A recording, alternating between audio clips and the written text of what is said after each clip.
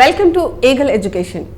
యూపీఎస్సీలో rank సాధించాలని ప్రతి ఒక్కరికి ఉంటుంది. కానీ ఈ ర్యాంక్ సాధించడం అనేది సాధ్యమా అంటే సాధ్యం అంటున్నారు తక్షశిల ఐఏఎస్ అకాడమీ మరియు Takshashila institute of public policy UPSC expert Shri BSN Durgaprasad గారు.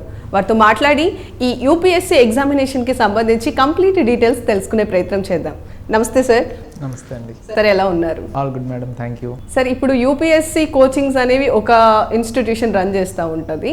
ఈ మధ్యకాలంలో మార్కెట్లో ఒకే కోచింగ్ సెంటర్ నీట్ కానివ్వండి, ఐఐటి కానివ్వండి, ఇలా మల్టిపుల్ కోచింగ్ సెంటర్స్ని రన్ చేస్తూ ఉన్నారు. సార్, యాజ్ ఏ యూపీఎస్సీ ఆస్పిరెంట్గా ఒక స్టూడెంట్ కనుక జాయిన్ అవ్వాలి అనుకుంటే ఎలాంటి ఇన్స్టిట్యూషన్ని ఆప్ చేసుకోవాలి అనే అంశం గురించి తెలియజేయండి సార్. ముందుగా అండి, కోచింగ్ సెంటర్స్ అనేది మనం స్పెసిఫిక్గా మాట్లాడుకోవడం పక్కకు పెడితే మనం జనరల్గా అర్థం చేసుకుంటే ఈ సివిల్ సర్వీసెస్ ఫీల్డ్లోకి వచ్చిన మెజారిటీ ఇన్స్టిట్యూషన్ డైరెక్టర్స్ కావచ్చు, ఈ ఫీల్డ్లో ఉన్న వాళ్ళు కావచ్చు, సివిల్ సర్వీసెస్ ఎగ్జామ్లో మా పిల్లల్ని మనం సక్సెస్ చేయించగలిగితే సొసైటీకి ఎంతో సర్వీస్ చేయించిన వాళ్ళం అవుతాం. మనం సాధించలేనిది, అలాగే ఒకవేళ మనం సాధించి ఆల్రెడీ ఉంటే ఇంకొంతమంది మన వాళ్ళ చేత సాధిస్తే మన కాంట్రిబ్యూషన్ సొసైటీకి ఇంకొంచెం ఎక్కువ ఉంటుంది అన్న ఉద్దేశంతో వచ్చిన వాళ్ళే ఉంటారు.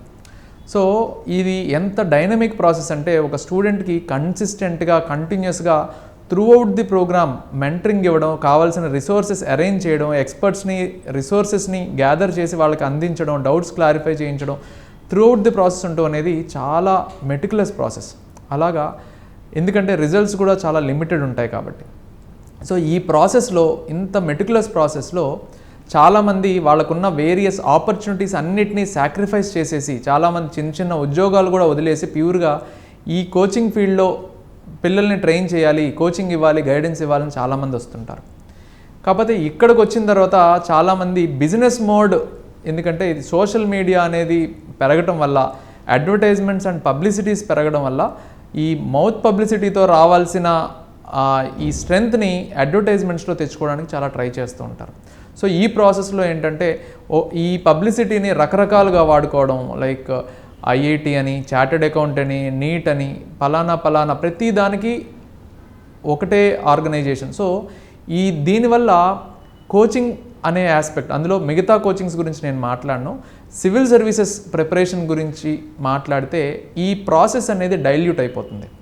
ఎందుకు సివిల్ సర్వీసెస్ అనేది మనం చాలా ఆస్పీషియస్గా ఈ ప్రిపరేషన్ అనేది చాలా నిబద్ధతతో చేయాలి అని చెప్పేసి ఢిల్లీ కానీ, హైదరాబాద్ కానీ ఎందుకు వెళ్తుంటారు? ఎక్కువ మంది ఎందుకు ఇంట్లోనే కూర్చొని ప్రిపేర్ అయ్యి లోకల్ కానీ ఎందుకు చేయరు అంటే, ఈ ప్రాసెస్ అనేది చాలా సిన్సియారిటీతో చేయాలి.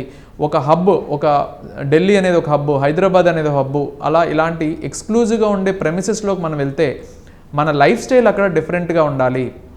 అంటే సివిల్ సర్వీసెస్ ప్రిపరేషన్కి ఎర్లీ మార్నింగ్ షెడ్యూల్ ఏంటి, డే టైంలో ఏంటి, రిమైనింగ్ టైంలో క్లాసెస్ని ఎలా మేనేజ్ చేసుకోవాలి, మన లైఫ్ స్టైల్ మారాల్సిన పరిస్థితి, మన పర్సనాలిటీని ఇంప్రూవ్ చేసుకోవాల్సిన పరిస్థితి. అక్కడ ఉండే ఎక్స్పర్ట్స్ అందరూ కూడా సివిల్ సర్వీసెస్ వాళ్ళే ఉంటే మనం మాట్లాడే విధానం, మనం నేర్చుకునే థింగ్స్, మనం డెవలప్ చేసుకునే స్కిల్స్ అన్నీ ఇదే ఫీల్డ్కి సంబంధించినవి ఉంటాయి.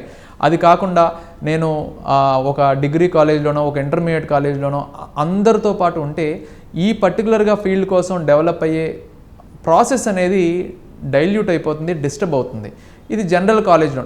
ఎందుకు ఇప్పుడు ఆంధ్ర, తెలంగాణలో పెద్ద పెద్ద ఇన్స్టిట్యూషన్స్ బోల్డ్ ఉన్నాయి, మంచి academic institutions, engineering colleges, degree colleges, రకరకాల కాలేజెస్ ఉన్నాయి. వాళ్ళందరూ ఎందుకు కోచింగ్ స్టార్ట్ చేయరు? ఈ క్వశ్చన్ మీరు ఆలోచించాలి. వాళ్ళందరూ ఎందుకు కోచింగ్ స్టార్ట్ చేయట్లేదంటే దీనికంటూ ఒక సెపరేట్ కాన్సన్ట్రేషన్ అవసరం, సెపరేట్గా ఒక టీం దీనికోసం వర్క్ చేయడం అవసరం. అలా చేస్తేనే ఈ ప్రాసెస్కి మనం న్యాయం చేయగలుగుతాం. అలా కాకుండా అన్నీ మనమే చేసేస్తాం అనుకుంటే నిజంగా పిల్లల కెరియర్కి మనం న్యాయం చేయగలుగుతున్నామా అని ఆ ఇన్స్టిట్యూషన్స్ ఒకసారి ఆలోచించుకోవాలి. పిల్లల కెరియర్కి మనం ఇది చేయగలుగుతున్నామా, జస్టిఫై చేయగలుగుతున్నామా అనేది డెఫినెట్గా అందరూ ఆలోచించాల్సిన పరిస్థితి. మీరు చూసుకుంటే పెద్ద పెద్ద యూనివర్సిటీస్ ఆంధ్ర, తెలంగాణలో ఉన్నాయి. వాళ్ళందరూ సివిల్స్ కోచింగ్ కావాలి అనుకున్న వాళ్ళకి ఆ కాలేజెస్లోనే, మీరు హైదరాబాద్లో చూస్తే పెద్ద పెద్ద ఇన్స్టిట్యూషన్స్, అలాగే డీమ్ టు బి యూనివర్సిటీస్, చాలా యూనివర్సిటీస్ అండ్ ఇంజనీరింగ్ కాలేజెస్ కూడా వాళ్ళకి కాలేజ్ అయిపోయిన తర్వాత కోచింగ్స్ ఇస్తుంటారు. సో అక్కడ ఇంజనీరింగ్ కాలేజ్ అయితే ఫర్ ఎగ్జాంపుల్ కంప్యూటర్ సైన్స్ వాళ్ళు, ఎలక్ట్రానిక్స్ వాళ్ళు, సివిల్ వాళ్ళు రోజు కాలేజ్ అయిపోయిన తర్వాత ఈవినింగ్ 4 to 6 కానీ 4 to 7 కానీ ఇలాంటి ప్రోగ్రామ్స్ కాలేజెస్ ఎంకరేజ్ చేస్తాయి, but they take the help of out side coaching centres. So అక్కడ ఫీజు కూడా తక్కువ ఉంటుంది. కోచింగ్ సెంటర్స్కి పెద్ద ఎక్స్పెండిచర్ కూడా ఉండదు కాబట్టి ఒక 20,000 30,000 ఉంటుంది ఆ ఫీజుతో. ఎందుకంటే స్టూడెంట్స్ అందరూ రెడీమేడ్ అవైలబుల్ ఉంటారు. ఒక ఫ్యాకల్టీ వెళ్ళి అక్కడ టీచ్ చేస్తే సరిపోతుంది. మనం ఎక్స్ట్రా ఇన్ఫ్రాస్ట్రక్చర్ పని ఉండదు. అలాగే ఏదైతే మనకి రావాలో ఎక్కువ మంది స్టూడెంట్స్ అక్కడ అవైలబిలిటీ ఉంటుంది కాబట్టి మార్కెటింగ్ చేయాల్సిన పని లేదు. ఈజీగా మనకు అక్కడ జస్ట్ టీచింగ్ చేసి పిల్లలకి గైడ్ చేస్తే సరిపోతుందన్న ప్రాసెస్లో ఫీజు చాలా తక్కువ ఉంటుంది ఇలాంటి ఇన్స్టిట్యూషన్స్లో. మీరు చాలా హైదరాబాద్లో ఉన్న మెజారిటీ పెద్ద పెద్ద ఇంజనీరింగ్ కాలేజెస్ అలాగే యూనివర్సిటీస్లో చూసుకుంటే చాలా కోచింగ్ సెంటర్స్తో టైఅప్ అయ్యి మినిమం ఫీజుతో 25,000 to 30,000 పర్ ఇయర్తో ఈ కోచింగ్స్ అనేవి ఇస్తుంటారు. వాళ్ళు సొంతంగా ఎందుకు పెట్టరంటే ఇదొక సెపరేట్ మోడ్లో దీనికంటూ సెపరేట్ టీం వర్క్ చేయాలి, అంత మెటిక్యులస్ ప్రాసెస్ అవసరం కాబట్టి దానికి సంబంధించిన ఎక్స్పర్ట్స్నే వాళ్ళు కొలాబరేట్ చేసుకొని ఈ కోచింగ్ ఇస్తుంటారు.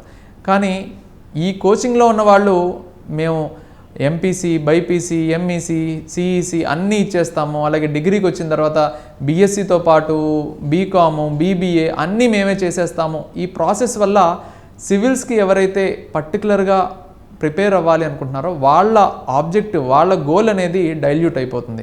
ఎందుకంటే మన చుట్టూ ఉన్న వాళ్ళు వేరియస్ ఫీల్డ్లో ఉంటారు.